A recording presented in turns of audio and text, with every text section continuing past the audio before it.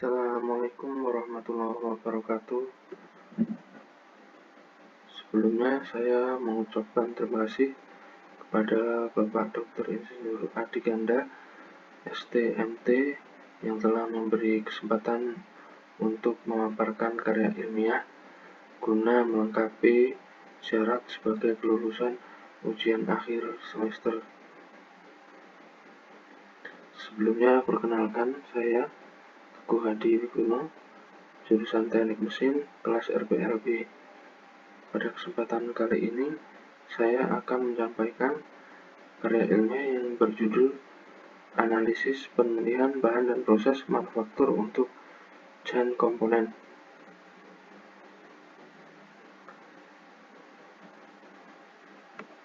Langsung saja pada latar belakang masalah.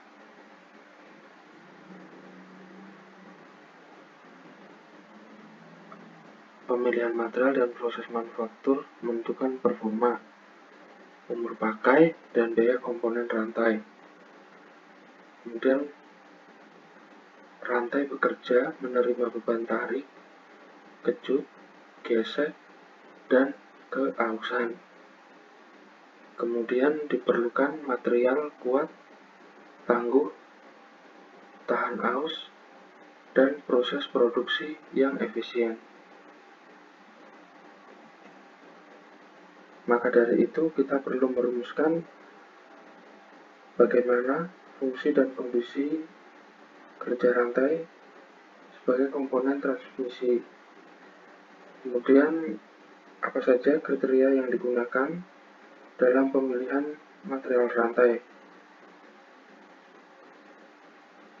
Kemudian, proses manufaktur apa yang paling tepat yang digunakan dalam pembuatan rantai. Dan bagaimana menentukan alternatif terbaik melalui proses analisis pemilihan material dan proses manufaktur. Dan tujuan dilakukan penelitian ini yaitu untuk menentukan material apa yang paling sesuai yang digunakan berdasarkan karakteristik mekaniknya. Kemudian proses manufaktur apa yang paling tepat yang digunakan dalam pembuatan rantai. Dan bagaimana menentukan alternatif terbaik melalui analisis pemilihan material dan proses manufaktur.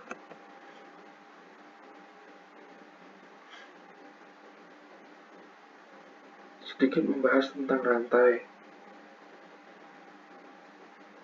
Rantai merupakan komponen transmisi mekanis yang berfungsi untuk menyalurkan daya dari poros penggerak ke poros yang digerakkan melalui pasangan sproket yang terlihat seperti pada gambar di atas. Sistem transmisi rantai banyak digunakan pada sepeda motor, mesin industri, dan konveyor karena memiliki efisiensi tinggi, mampu mentransmisikan beban, serta tidak mengalami slip seperti pada sistem transmisi sabuk.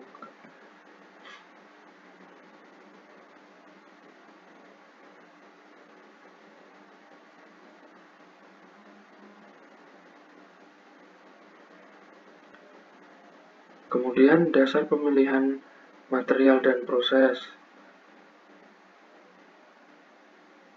Untuk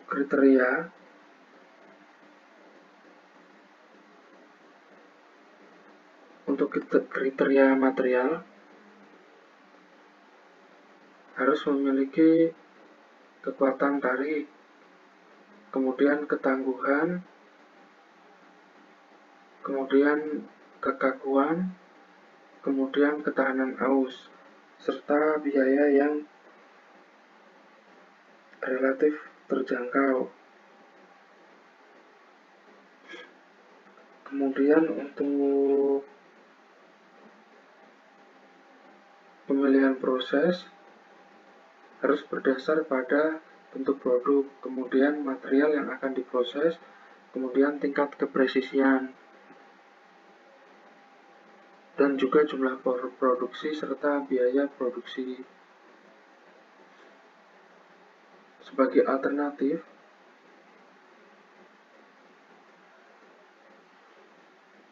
pada material terdapat material alloy 34340, kemudian steel alloy 4140, kemudian steel alloy 1040 cold drawn, dan juga stainless steel 440A. Dan alternatif pada proses manufaktur terdapat proses forming, dan kemudian proses casting, dan juga proses machining. Nah, pada hasil pemilihan material dari metrik keputusan, material yang terpilih adalah steel alloy 1040 cold drawn. Nah, pada material ini unggul pada kekuatan tarik, yaitu 100, kemudian kekakuan 100, dan serta biaya 100.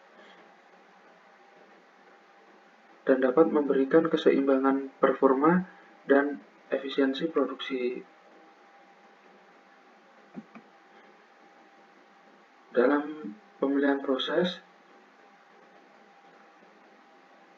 pada metrik morfologi proses pembentukan terdiri dari proses penempaan dengan kode A1, kemudian proses pengerolan dengan kode A2, kemudian proses pengecoran dengan kode B, dash casting, kemudian proses pemesinan dengan kode C, drilling, dan juga grinding.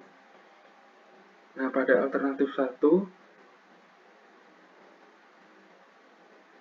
terdiri dari proses penempaan dan proses pemesinan. Kemudian alternatif 2 proses pengerolan dan pemesinan. Kemudian alternatif 3 itu adalah proses dash casting dan proses pemesinan. Nah, dari metrik di atas kemudian disimpulkan dengan metrik keputusan proses,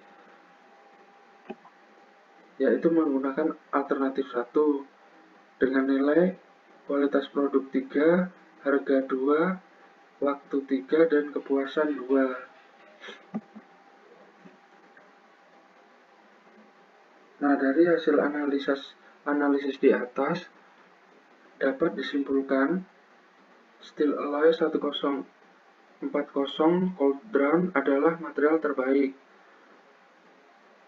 Kemudian proses penempaan dan pemesinan merupakan proses yang paling unggul.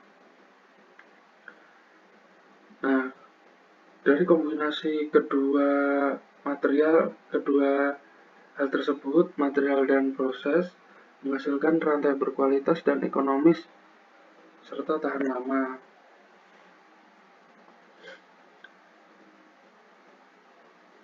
Dari kriteria material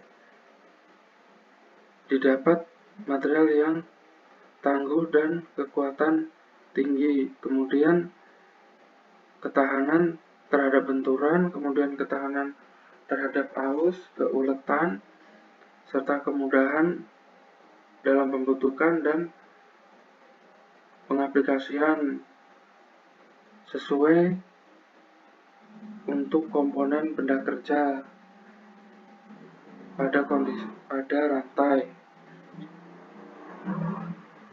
Untuk proses, berdasarkan hasil evaluasi proses manufaktur, kombinasi proses pembentukan dan proses pemesinan dipilih sebagai metode produksi yang paling sesuai. Proses pembentukan digunakan untuk menghasilkan bentuk dasar mata rantai melalui deformasi plastis menggunakan cetakan dies, sedangkan proses pemesinan berfungsi sebagai proses penyelesaian finishing agar dimensi dan kualitas permukaan komponen memenuhi spesifikasi yang telah ditetapkan. Mungkin cukup sekian yang dapat saya sampaikan.